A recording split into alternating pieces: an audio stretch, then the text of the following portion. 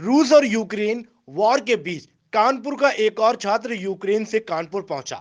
भारत सरकार द्वारा agreed Indigo का विमान करीब 170 छात्रों को रोमानिया के रास्ते से दिल्ली पहुंचा, जहां से कानपुर के बर्रा के रहने वाले दिव्यम वाजपेयी आज अपने घर पर पहुंचे। घर पहुंचकर दिव्यम ने राहत की सांस ली और भारत सरकार समेत मालदोवो रोमानिया के लोगों का सहयोग के लिए आभार व्यक्त किया। दिव्यम यूक्रेन के ओडिशा शहर में रहकर एमबीबीएस 5वीं वर्ष की पढ़ाई कर रहे थे। उन्होंने मीडिया से बात करते हुए यूक्रेन के हालातों और यूक्रेन से कानपुर पहुंचने के सफर के बारे में खुलकर बताया।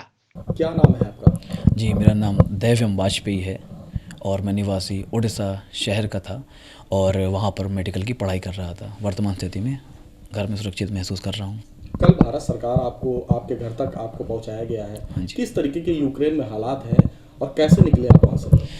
यूक्रेन में हालात दयनीय होते जा रहे थे 24 तारीख के बाद से, जब से वहाँ पर शेलिंग और बमबारी शुरू हुई। वहाँ से निकलने का निर्णय किया गया और वहाँ से दो देशों में हमने प्रस्थान किया। पहला मोल्दोवा और दूसरा रोमानिया। और अंततः इस संघर्ष में थोड़ी दिक्कतें आई, थोड़ी नहीं बहुत दिक्कतें आई, परंतु अंततः भारत सरकार की सहायता से बुखारेस्ट रोमानिया की राजधानी के हवाई अड्डे पे हमें भारतीय सरकार द्वारा सहायता मिली।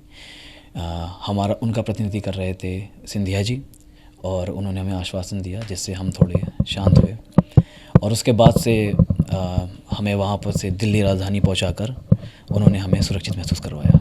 क्या हालात बने हुए हैं वहाँ के? यूक्रेन के हालात जब तक मैं वहाँ था तब तक ठीक थे। मेरे यूक्रेनी मित्रों से बात होती थी। उनको भी उम्मीद थी कि ये जल्द ही ख़त्म हो जाएगा, परंतु ये इस तरह खिंचेगा इसका अनुमान किसी को नहीं था। अब वहाँ पे हालात बदतर होते जा रहे हैं, क्योंकि मेरी उनसे बात हुई। वहाँ पर खाने स्टोर्स खाली हो रहे हैं, वहाँ पे खाना नहीं है।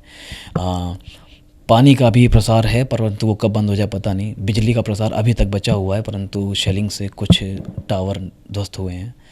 तो स्थिति सामान्य लग रही थी, पर अब दयनीय होती जा रही है। आप लोगों ने कैसे अपनी सुरक्षा की थी? कहाँ पर जाकर शरण लिया था? हमें जैसे ही युद्ध शुरू हुआ तो हमारे ऑटोमेटिक मैप पे बंकरों की पोजीशन आ गई थी, जिससे हमें अनुमान लग गया था कि हमें कहाँ पर भागना है अगर कुछ स्थिति बिगड़ती है।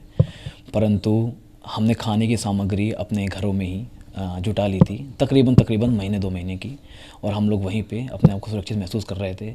यहाँ तक कि मेरे मित्र जो अलग अलग अपार्टमेंट में रह रहे थे वो भी एक साथ आ गए कि फिर जो भी होगा एक साथ उसको देखा जाएगा। जी। अभी कितने छात्र हैं जो आपके साथ वहाँ रहते थे, जो फंसे हुए हैं, और किस तरीके से सरकार उनकी मदद कर रही है? छात्र वहाँ पे जो फंसे हुए हैं, वहाँ पर एम्बेसी ने पहुँचने का प्रयास किया, परंतु वहाँ पर किसी भी राष्ट्र की कोई भी एम्बेसी नहीं पहुँच पा रही है। इसलिए छात्रों को पलायन बॉर्डर की तरफ करवाया गया, ताकि वो दूसरे देशों के माध्यम से निकल सकें, क्योंकि एयर बेसेस यूक्रेन में पूरी तरह से बंद हो चुके हैं। वहाँ पर छात्र, मेरे सारे मित्र लगभग निकल चुके हैं, परंतु खार्किव में जहाँ पर ज़्यादा बमबारी हो रही है, वहाँ पर अभी भी 500 छात्रों ने वहाँ से निकलने का प्रयास किया और वहाँ के किसी 5 के गांव में वह शरण लिए हुए हैं। उम्मीद है कि भारत सरकार ने रूसी सेना के साथ, हो सकता है कि वो मॉस्को वहाँ से ले जाए जाएँ और मॉस्को से भारत की राजधानी दिल्ली लाए जाएँ। आज आप घर आ चुके हैं, कैसा महसूस कर रहे हैं?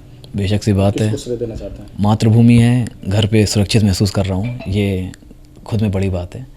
और इसका श्रेय भारत सरकार को पूर्णतः जाता है।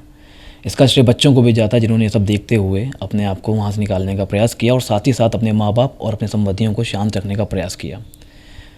अत्याचार हुआ है बॉर्डरों पे, परंतु इसमें भी यूक्रेन की कोई गलती नहीं है, क्योंकि वहाँ पर ऐसी स्थिति है, दयनीय स्थिति है कि सोचने विचारने की क्षमता ख़त्म होती जा रही है। घर आके सुरक्षित महसूस कर रहा हूँ। कानपुर से संवाददाता रियाज मंदनी की खास रिपोर्ट।